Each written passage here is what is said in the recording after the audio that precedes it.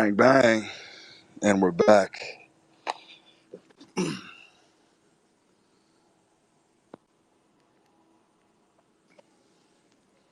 So the point that I want to hammer home right now, it's a central point that has been lost upon a lot of heads. And I think this is going to create a lot of illumination to some of these sort of opaque concepts. Because we all know a lot of the advice on Twitter that's spouted is level one, right? Very few people have been able to usher you beyond level one on Twitter. Level one health advice, level one fitness, level one game. Everything's fucking stuck on level one, right? Obviously, I'm one of the few accounts on here that has attempted, I've made an earnest attempt to take you way beyond fucking level one, because level one sucks. Life's not fun at level one. Life just begins at level one, right? You get your fitness in check, you get your fucking health in check, you get your finances in check. That's just when the game begins, right? There's no fun really in that process. And most people are just chugging along, just trundling along, capped at level one. They don't see anything beyond that. So let's go into a few things, okay? And this is all sort of related to the video that I just dropped.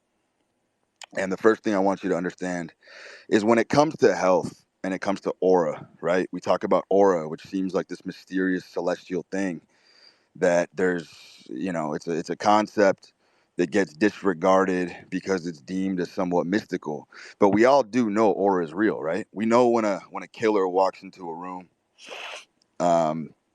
it's the physiognomy is a real thing. That's all related to aura. Like you judge a book by its cover is actually the best advice of all time, right? You should judge a book by its cover. Now here's the thing. What happened in modernity, and this is like a huge pitfall. People are kneecapped because they've been liver punched, in the sense that people are under the impression, especially the youngsters, that if you eat your steak and eggs and you lift weights, that magically the totality of the human spirit is just kind of form and coagulate correctly.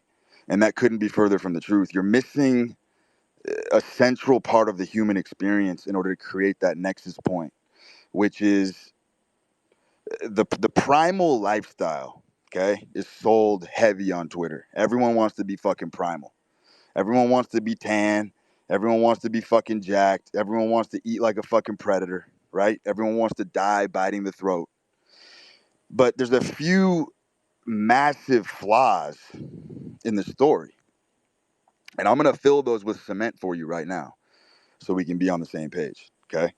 The first one is you have to understand that there's a genuine need for pressure in order for the human organism to respond appropriately, right? Some of you will know about hormesis, which is the concept that if you ingest small doses of poison, your body has an upregulated response, and in turn, it actually creates a beneficial health effect, right? We talk about low dose nicotine. A lot of poisons, if ingested in the correct dose, have a hormetic effect, okay? Everything is like this, though, and this is what you guys have missed. If you, and I've used this analogy before, okay? If you think that intermittent fucking fasting is making you a fucking super predator, you're dead wrong, my friend. You're dead fucking wrong.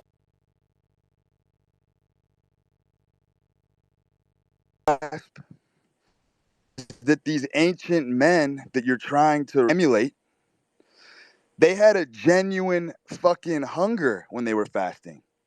You know what I mean? Like there's a psychological component to this that is missing when you go on an extended fast, but your subconscious knows in the back of your head you got 90 ribeyes in the fucking freezer. You know what I mean? It knows you got a pantry full of food. So you're not really getting the totality of the experience and the effect of true fasting. True fasting was a terrifying, petrifying experience for ancient man. You know what I'm saying? He had to wake up in the morning with a low hum of anxiety and I want to say even dread about having to go on the Great Plains and go take down a buffalo. You know what I'm saying? So the anxiety, that cocktail, that admixture of all those different emotions and the worry and the anxiety, that actually had the hormetic effect of health, right? There's vitality in that. There's life force in that because it was a genuine need. So your little intermittent fasting gimmick ain't doing jack shit because your subconscious knows you're well fed. You got money in the bank. You got a fucking wallet, wads of cash in your fucking wallet. Your fasting shit, you're not getting the full effect. You might be getting the 30% of the effect, right? Now we can extrapolate this everywhere. Let's extrapolate this to business.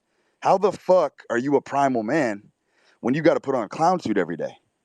You got to put a clown suit on every day and fucking put on clown shoes, oversized clown shoes, wear a name tag, and show up to a job that you hate. So a boss can barf orders down your fucking neck all day. Do you think that's a primal man? Do you think that biological organism is genuinely gonna have the vitalistic response that it's in search of? The answer is fuck no. The answer is fuck no. Because the primal lifestyle, which it has obviously been repackaged and sold in modernity, it actually is the correct way to live. It is. It's the fundamentals of it are tried and true, and they've been moored and tested through the sands of time, and they've survived, right? Because these primal principles 100% are true. But you're fucking dancing around in a fucking clown suit all day, business wise. You know what I mean? You're chintzy, you're stingy, you're fucking worrying about prices, you're looking at price tags, you're afraid to take a risk, you're afraid to take a shot, you're afraid to fucking be a machine gun artist and paint the town with fucking shots and ammunition. That's a massive fucking mistake because look, if you're fasting, sunning, lifting, doing all that, great, you got the foundation. But primal man, understand this, was in absolute terror every day of gathering and collecting resources. You know what I'm saying? So here's my point. My point is this, look, and I'm a fucking sterling example of what I'm telling you, right? By all accounts, I have one of the most stressful lifestyles of any motherfucker I have ever met. I have been in fight or flight mode for 2 decades straight. It feels like I've never stopped running. You know what I'm saying? I've been running away from myself for 20 motherfucking years. And by the way, all men who are on the steppy of greatness run away from themselves. That's why therapy is bullshit. That's why these modern clinical medical diagnoses are bullshit because the ancient men that we all fucking aspire to be through their virtues and through the written works that they left behind, none of them paused the game. None of them blew the whistle on the game. All of those motherfuckers outran their mistakes. You know what I mean? It's a fucking foot race. You're in a dead sprint with fucking your hooves thundering and clapping on the fucking dirt, and you're basically outrunning yourself. Great men outrun their past. You are always, as a man, you are always running away from something. And I will tell you this, the things that you run away from the most, or the things that you run away furthest from, are the things you crave the most. That's another little fucking tidbit of parochial wisdom that'll fucking haunt you to the grave. You know what I'm saying? Any man who's running away from home constantly, deep down in his heart, that's where he wants to be. But men are sojourners. We're sojourners. We're hardwired for this shit. So the business component, the risk-taking component, because I don't give a fuck what sector you're in. Every male, and you know, Odysseus is a fucking exemplar of this. Go read the fucking Odyssey. Odysseus is that archetypal man, the gambler, the inventor, the industrialist. That's the guy. That's the guy that we're all in search for. That is literally at the crest and the mantle of the masculine imperative. Everybody wants to be fucking Odysseus. That motherfucker had balls of fucking titanium. He had genetically engineered cantaloupes for nuts. Everybody wants that shit. Okay? So if you're truly in search of the primal lifestyle, and I'll circle back here, let's do a 180. Look at my life. Okay, I'm a high stakes gambler. Been doing this shit 20 years. I've torched more money than most of you will ever make in your entire lifetime, probably combined with dual income and your kids. That's how much money I have amassed and torched on my path to perfect the art of figuring out how to beat the books. Okay, I've done it. Lifetime, I'm easily down over 60 million. 6D, 60 lifetime. Okay, that's gambling since I was like 17. offshore books and shit. Okay? By all accounts, by any mainstream account, I should be the most leather-faced, withered flower in the deck. But let's talk objectively here. Go look at my fucking video. Do I look like someone who's falling apart? Nah, I just turned 36 a couple days ago. Look healthy as fuck. Skin is fucking shiny. Skin is fucking golden. I'm 36 years old, and I haven't even hit my fucking prime yet. But I'm under more pressure than you could even fathom before 5 a.m. Before your coffee beans are done and roasted, I've had to put out 12 or 15 fires before you even roll out of bed. And that's my daily life 24 fucking 7, because things are always going wrong when you're taking risks. You know what I'm saying? They say the road to hell is paved with good intentions. That's a fucking fact. So my point is, I am the embodiment of the primal man, because I wake up in the morning and I only care about today. Yesterday is fucking gone. That's got to be my superpower, by the way, is that amnesia. As a man, if you don't have amnesia, you're royally fucked. You're in a really, really fucked up position if you're harping and dwelling on the past. That's like the number one thing that you want to ferret and root out fucking immediately, and it's only done through practice. It's only done through practice, because what happens is when you forget about what happened yesterday, it builds this insane confidence in your own ability and in your heart that you yourself are in control of your life, and you're the one trucking the reins, and you're going to pull yourself and bootstrap yourself out of hell if that's where you chose to be. It's that fucking simple. My point is this: on a daily basis, I am unafraid. Okay. And I want to say this: I'm unabashed about throwing whatever it is that I have available to me at risk. Don't give a fuck, because I know for a fucking fact that if enough time elapses, I'm coming out on top, and I will get everything that has been churned and burned, and I will get it back in spades. That is the way I live. I live like a primal man. I wake up in the morning and I go hunt for my resources. And my point is I'm doing the intermittent fasting. I'm eating good. I'm eating well, right? And I'm lifting and I'm doing all the things that you motherfuckers prescribe. But I have the one thing that you motherfuckers would kill to have, which is that fucking risk and stress tolerance that I've built up over 20 years. Nothing fucking phases me anymore. I've seen everything. I've literally seen it all. I've seen the most grotesque, gruesome events that you could possibly fucking fathom. I've journeyed within myself. I've dealt with the trauma and the depression and the heartbreaking, harrowing pain of being a man and trundling through to try to be somebody in this fucking life. And it ain't easy. Life ain't easy. I don't give a fuck what your genetic code is. I don't give a fuck if you're born with a fucking 30-yard head start amongst your peers. That doesn't mean anything. That doesn't mean anything. The motherfuckers who peaked in high school, those dudes are fucking roasted, by the way. Look at anybody that you knew who was a stud in high school. They're a fucking shell of themselves now. Peak too early. You don't ever want to peak too early as a man. That's for women. Women are supposed to peak early. You know what I mean? They're supposed to peak early and get their cake and eat it too.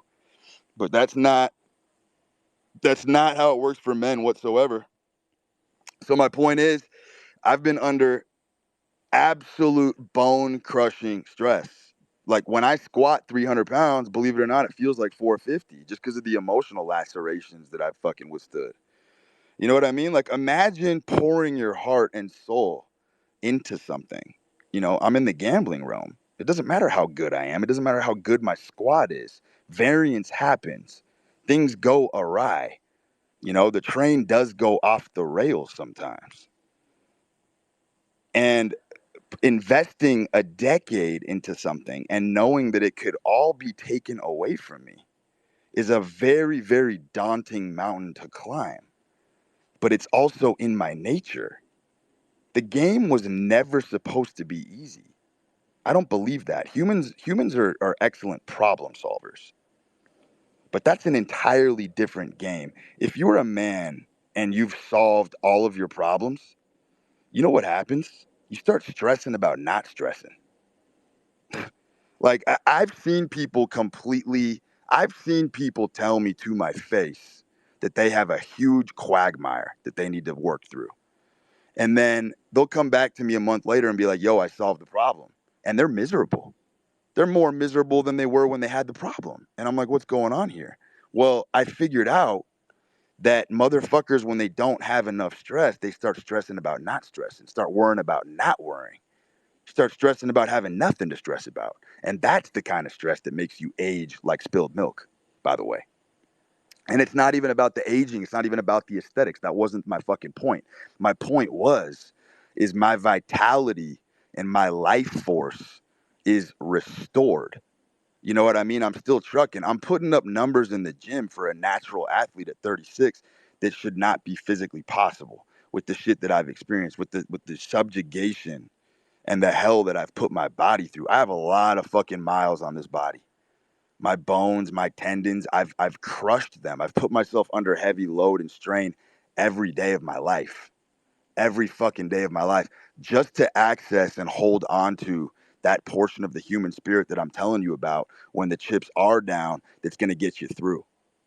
That's going to get you through. That's why I don't like working with squares. That's why I don't like working with people who are gun shy. It's why I don't like working with people who are 1 foot in, 1 foot out, tepid, half-hearted.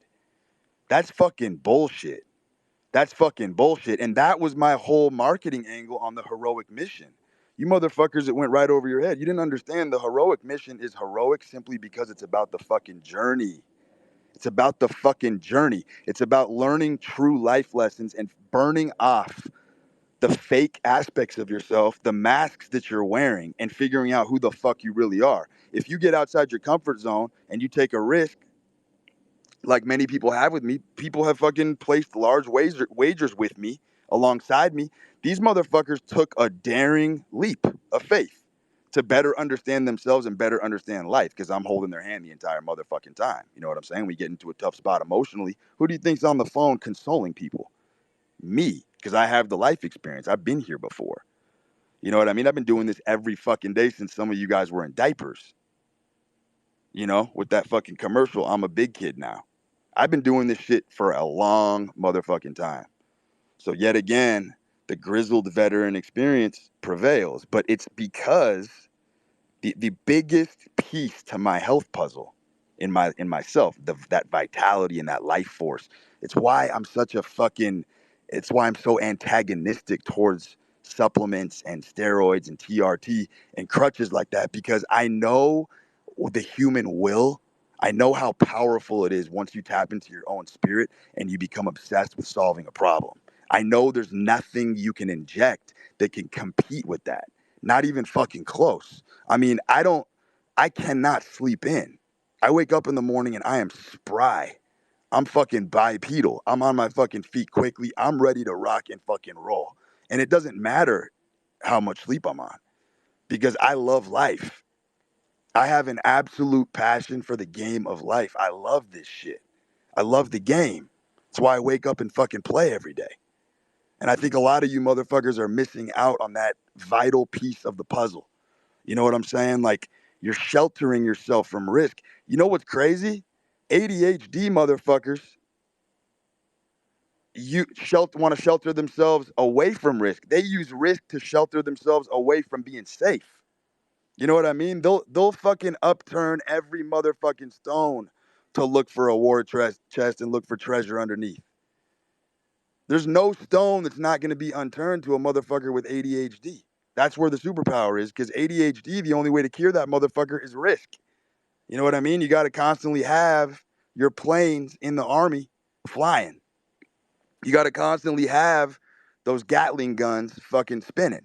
You got to constantly be on deployments. You got to have your capital moving. That's the most powerful effect. That's the health effect. And it's hilarious because everyone's like, dude, you're under so much fucking stress all the time. How the fuck do you lift so much weight? It's like, motherfucker, you don't understand that the stress that I'm under is self-imposed.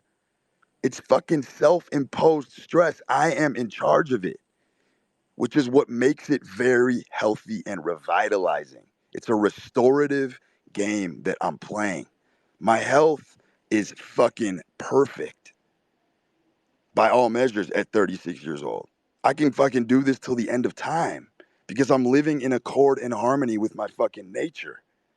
You know what I mean? That's the fucking primal man. The fuck are you afraid of? What the fuck are you afraid of if you lose a little bit of money? Like, money comes and goes. You motherfuckers don't understand that money should 100% be a byproduct of chasing status and power. Status and power are 99 times more motherfucking powerful than money. It's what you guys don't get. There's broke motherfuckers walking around town getting treated like the fucking mayor at every city they go because they have the aura. They get treated better than the fucking billionaire. That's really what you should be in search of. It's the power and the influence first, and then the money should come tertiary. The money is an auxiliary fucking component. And the money's a drug, by the way, because it changes the way you feel. When you don't have it, you feel like this. When you do have it, you feel like this. First thing you got to understand is money's a motherfucking drug. It's the most powerful drug on earth. Breaks apart families. It changes the way motherfuckers feel about everything, life, themselves. That's the last place you ever want to fucking be. And I knew this from an early age. That's why I didn't fucking care about taking risks, because if you take it from me and I don't have money, I'm still me. And I don't want to be anybody else. I love me. You understand the difference? So if I go bust, though, getting laid, getting women, having fun, doing the things I ordinarily want to do is not a fucking problem. I can do it. I can navigate around in the exact same fucking fashion.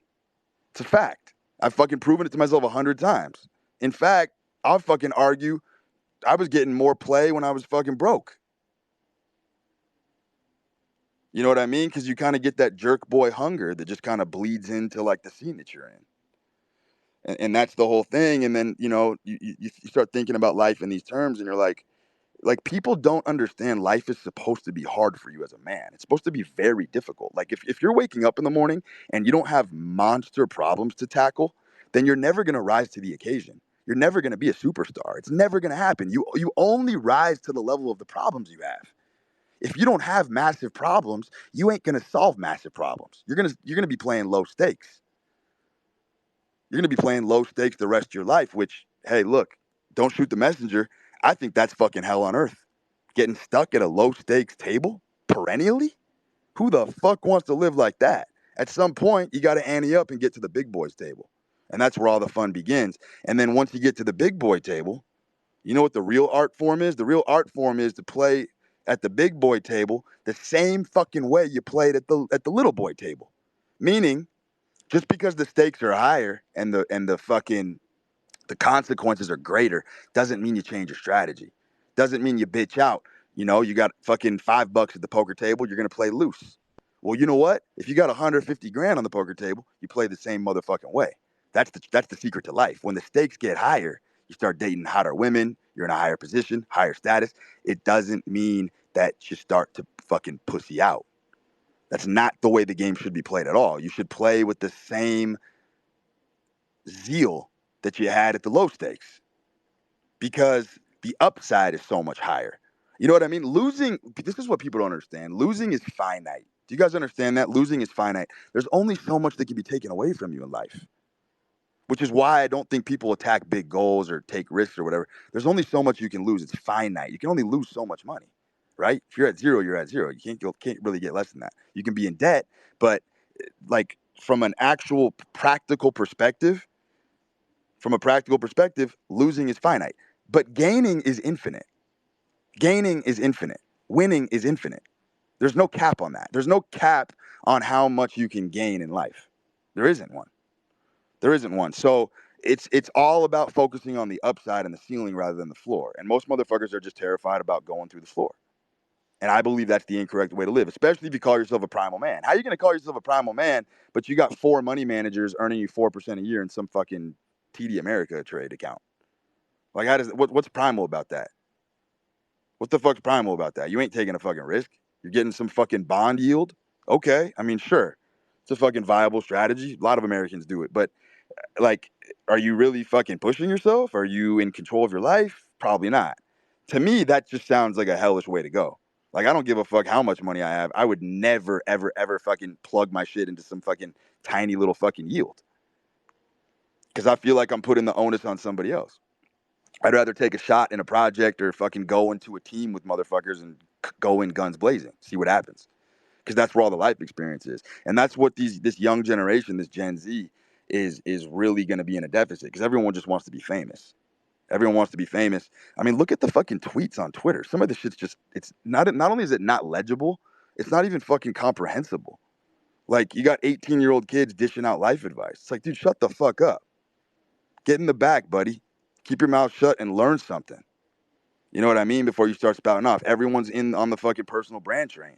But you guys did it backwards. And I warned you about this a year ago on Spaces. Go on SoundCloud. I fucking called it. I said, motherfuckers are going to try to build a brand first and then use the money they make from the brand to go get life experience. And that's not how you build a personal brand. You build a personal brand by doing really cool shit in life and then coming online to share those experiences. That's the way you fucking do it. But these guys are addicted. They're addicted to the fucking dopamine. They've created a fucking a garb of lies, and they'll never be able to back it up. That's why people don't do Spaces. That's why people aren't doing media presentations. Because they know when you speak in front of a fucking audience or you get on camera, that whole fucking jig is coming up real fucking quick. People are going to knife through you like fucking butter and figure out who you are. The voice tells all. The voice tells all, and that's why none of these motherfuckers can do voice notes. You just got a bunch of fucking schmucks just hiding behind their little fucking account. Writing is dead, by the way. I do think long form content in a writing capacity probably survives a little bit longer. But if your idea is to just sit on Twitter all day and just if you think the written word is going to carry you to some fucking magnanimous brand, you're dead wrong, my friend.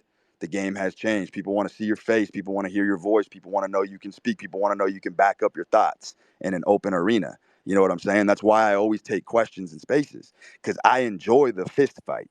I don't need to plan anything. You can fucking ask me any question live on the spot and I will go off the fucking cuff and improvise because I want to show my audience I'm about it. I don't fucking cower from questions. That's why I fucking do them extemporaneously. These are fucking skill sets that are going to massively pulverize and pummel the younger generation if they don't fucking step to it and start getting this shit down pat. The other thing at the end of my video that I wanted to address, which I thought was a very powerful concept, is the need for revenge. We live in 2023, fellas. 2023. And look, you have to understand that a lot of these emotions or experiences that we revere from history, some of those principles have changed because the landscape has changed. You know what I mean? Look, if you lived in the fucking 1700s and you had a brick house in the middle of the fucking countryside, right? Let's say you fucking rusticated and you lived in the fucking countryside and you had a little chicken coop and a fucking stable of horses. Well, I got news for you. If your house burned down or a fucking burglar came and fucking stole the chickens out of your chicken coop or your horses were unleashed and they ran away, you were pretty much dead to rights, my friend. You were pretty much a fucking sitting duck because time fucking 300-400 years ago was very slow, right? Let's have a conversation about time. Let's just catch up to speed on this. No pun intended. Time, let's understand how time works. Time is rapidly speeding up. That's a fact. Time is dilating. I'll tell you why. If you look at history, okay, the sensation of time as we experience it as humans is based upon the simultaneous coagulation of events that are occurring at once. If not a lot of world events are happening at once, the sensation of time feels slow. But because we live in 2023 and there's a multitude of events that are occurring all over the world, the population is much bigger. Events are happening. Any event, a micro event, a macro event, doesn't fucking matter. Events are happening. Molecules are moving rapidly. So the sensation of time as we know it now, time is going faster. That's a fucking fact because more events are happening, right? More money's being moved. More people are speaking. More whispers are echoing through the fucking hallways. More content is being driven. Therefore, time is actually rapidly going faster, okay? Here's where I'm going with this. The motherfucker who gets his chicken coop raided and gets his fucking brick house burned down, maybe he was bequeathed that over fucking generations. He's toast. He's toast. So the perpetrator of that act, 100%, go for his fucking neck because your life's pretty much over. Motherfuckers, we live in 2023. If relationships don't work out with women, if relationships don't work out, if projects go south, if fucking businesses blow up, there is so much technology right under your fucking nose. You just build a new boat. You just build a new boat. Look, in my book, I share a ton of backstory. I've had outrageous deals go south. I've been fucked on tons of deals in my life. Even when I was fucking 21 years old, my motto was always keep it motherfucking moving. Just keep it moving. I'm not wasting my time. There's so much to experience. There's so much opportunity. I'm betting on myself. I'll just build a new fucking project. I'll go find a new friend. I'll go find a new bitch. Doesn't matter. That's the fucking correct way to handle it. Especially we're in 2023, fellas. Look at you have a fucking phone. You have a business in your pocket. You know what I mean? A pop-up shop in your fucking pocket in the form of an iPhone. You can start anything now. Now. You got tablets, iPhones. Everything is so fucking interconnected. It's so easy when things aren't working out just to pivot and go in a fucking different direction. Go build a new ship, motherfucker. The fuck are you worried about? But it's an inversion. It's an inversion. You know, like, for example, you know, talking about even like petty forms of revenge. If someone blocks me on Twitter, the last thing I'm ever doing is getting an alt or opening up some fucking sneaky little tab to go spy on them. I don't give a fuck if someone blocks me on Twitter. But you have these inverted males now who act like females. When you block them, they become obsessed with you and they start fucking creating all these alt accounts and shit, commenting, spying on you at all times. Like a bitch, literally like a bitch would do. You have to understand, stalking, like the concept of stalking was always a feminine thing. Because women go crazy when a man they love leaves them. That was misappropriated. Like men, that whole craze in the 70s, 80s and shit of like male stalkers, that was a complete anomaly. That was never supposed to happen. You know what I mean? Like that was a fracture in the zeitgeist. That was a very unusual, and if you look back, it all makes sense. It precipitates sort of the inversion of the sexes. That's sort of when the gender lines started to get blurred, when you started to have male stalkers. That is a feminine fucking thing. To obsessively check on a bitch who doesn't fuck with you is absolutely bizarre. I've never done it. If a chick don't fuck with me, no problem. I'm going to keep it moving. Like, I cannot understand why you guys are fucking stalking their social media, constantly trying to fucking see where they are. That is fucking feminine behavior. It's feminine behavior, and it's a bleed out of energy, and it's fucking permeating every other aspect of your life. So cut that shit out immediately. That shit's absolute fucking nonsense. And I know you guys know exactly what I'm talking about, too. Like, when someone blocks you, just keep it fucking moving, brother. Like, what are you doing? You know what like, seriously, what the fuck are you doing? Shit's bizarre as fuck. So the crux of the topic here is that if some of you are paying attention, everybody's a gambler. Everybody's a gambler in some capacity. Life is a gigantic fucking risk. Every time you step your fucking boots out onto the street, it's a fucking risk. So everyone's a fucking gambler. Now, because it makes no sense to live like a fucking native, obviously, because I do believe you have to flow with the times. And like I said in my last space, modernity is offering a lot of handouts that you will miss if you're not paying attention. There's a lot of freebies and a lot of handouts that modernity does offer. I fully believe in taking advantage of technology, 100%. I'm all for it. You know what I mean? Living primally while taking advantage of technology, that's the golden middle that you want to strike. That's the golden middle that you want to strike. I said, what did I say before in a couple other spaces? I said the real world is dead. Look around; it's relatively true. Everything's online now. People are finding love online, businesses online, most money's made online. So it's like when they say touch grass, it's actually a pretty fucking delightful metaphor because what they're really telling you is when you touch grass, you're just recharging to get back online. It used to be different. People were in the real world and they used to come online to blow off steam. You know what I'm saying? Like they used to come online as a recharge. Now it's the opposite. The real world, you go touch grass, put your phone away for a couple hours, you're just recharging to get back online. Because that's where the game is right now. That's where that's the frontier. You know what I mean? The physical world has been conquered. But the digital world, there's still frontiers and shit, frontiersmen and fanatics and sort of that old, Cortesian spirit. A lot of that shit is going into the digital realm because the fucking physical realm has relatively been conquered. So you see where all this is headed? So we're all fucking gamblers. Everyone's taking a risk in some capacity. I just happen to be on the most extreme end because, like I said, the foundation of my philosophy is in health and salubrity. Filling your cup up with as much health as you can so you have massive reservoirs to go out and lay it all on the line for something that you believe in.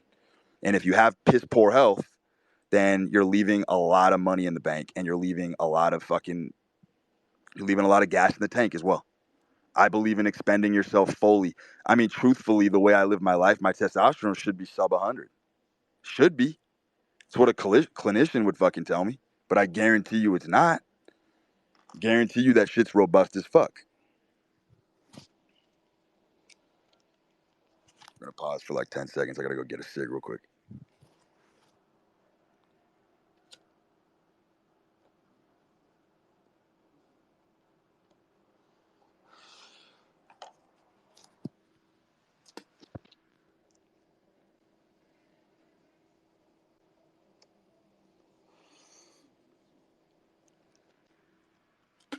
So anyway, the maximum health thing that I'm talking about is extremely, extremely fucking important. Like what kind of pressure do you put on yourself on a daily basis? Because that has a hormetic effect. That has more of a hormetic effect than anything you can possibly put your eyes on. And that's a fact, as long as you're in charge of the stress. So I do think men, look, the rite of passage right now, because I've always said this, society does not give you rite of passages anymore. They're dead and gone. Tradition's gone. Ritual's gone. It is what it is. We're in the age of transhumanism. Embrace it or die. You know what I mean? It's not return to tradition. It's reject tradition. Tradition's not coming back, boys. It's just not coming back. As much as you fucking ail for it and wail for it and fucking punch the sand over and over again and get on your knees and look to the heavens for a ray of light of hope that the virgins and the traditions are coming back. I'm telling you, buddy, that era is dead and gone. That era is dead and gone. And if you don't double down on the fact that we are going into AI and transhumanism, look, it kills me too. It pains me that we're here. But you have to adapt to the circumstances that are before you. Because, like I've always said, idealism is feminine. Idealism is a feminine modality to go through life. Men actually grapple with reality and look at the circumstances that are in front of them and they deal with that. The correction will happen, fellas. I'm telling you, the gender roles are 100% inverted. Men are women, women are men. That will spawn a new, brand new, endearing, charming, extremely mighty and powerful sect of men who will come in with a mighty iron fist, maybe wrapped in a velvet glove, but that fist will come thundering down upon the mess that has been created, and the order will be restored.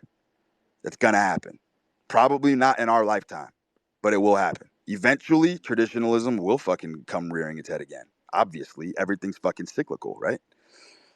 They call it the fucking Viconian recirculation. That's a fucking James Joyce term, which means the philosopher Vicus talked about how you can literally study these eddying whirlpools of history that constantly replay themselves. You know what I mean? Like there's only 12 themes, if I recall. There's only like in any story, there's only fucking 12 themes. You know what I mean? And every story has a MacGuffin. Every story has a Deus Ex Machina. Every story has a mulligan. Every story has all of these plot devices, literary devices. You know what I mean? And then let's just keep fucking punching through here. Let's talk about fucking conspiracies. One of the things that really fucking just agitates me on like a visceral level is the idea that people say they. I fucking hate that term. When someone says they are doing this or they're trying to make us weak, stupid, fat, and dumb, I'm like, who the fuck is they? Okay, the Illuminati, okay, Joe Biden, whatever. They. All encompassing term, very vague. Don't like it. But what I want you to understand is that first of all, I will tell you this. There's no entity, I don't care how powerful, you want to call them the reptilians, I don't give a fuck what you believe. There is no entity or organization on earth that has the leverage to, to attack an entire global population. That's just that no one has the leverage to go at people that way. A lot of the conspiracies, a lot of the shit that you see going on is a simple product of economic pressure. That's just what it is. You know what I mean? Like you think that there's an entity that's actively trying to make you stupid, weak, dumb, and fat. But what you don't understand is that's just a product of capitalism. That is the blowback of just simple, run-of-the-mill, laissez-faire capitalism, where people cut corners and people cut costs, and then obviously you get weaker and weaker products. You know what I mean? Like people cutting corners with seed oils. They figured out that industrial oils are cheaper, and when you fucking make French fries, it's a lot fucking cheaper to use industrial oils than it was tallow. So, like, you don't understand that a consequence of you getting sick is just simple fucking economics. It's not like they invented canola oil on purpose to make you ill. They invented it for profit margins, motherfucker. Everything's about profit margins. It's just what everything boils down to. So when you look at it that way, you're like, maybe it's not so conspiratorial. Maybe this is just the capitalistic game. Maybe we're just in the late end stages of capitalism, and this is what it looks like. Profit margins are getting squeezed. Everyone's getting wrung out left and right. Competition's getting sparse. Here we are. Strap in. You know what I mean? But the point is that even if there is a they, even if there is a mystical wizard shooting thunderbolts at you from his staff on Mount Olympus, you are ultimately still in control of the products that you buy and the things that you entertain. Like, I don't give a fuck if someone wants me to be weak, fat, stupid, and dumb. I wake up every motherfucking day and choose what I put in my body. Like, what the fuck are you talking about? You're a grown man. I don't give a fuck what they are trying to do. You know what I mean? I've never felt limited by the they in my entire fucking life. That's not an experience I identify with. I have never walked around town and felt limited by a they, by a mystical body. Not real. Not real, my friends. Start looking at fucking capitalism. Start studying economics if you really want to see where all conspiracies generate from. It's all about money. Everything. Profit margins. That's it. It's the reason why. Fuck, my food's here. We got to end this. I'm probably going to jump this shit back on in 30 minutes because fuck, man, I can keep going. I have so much fucking content to share with you guys, but I got to grub real quick and I'll be back.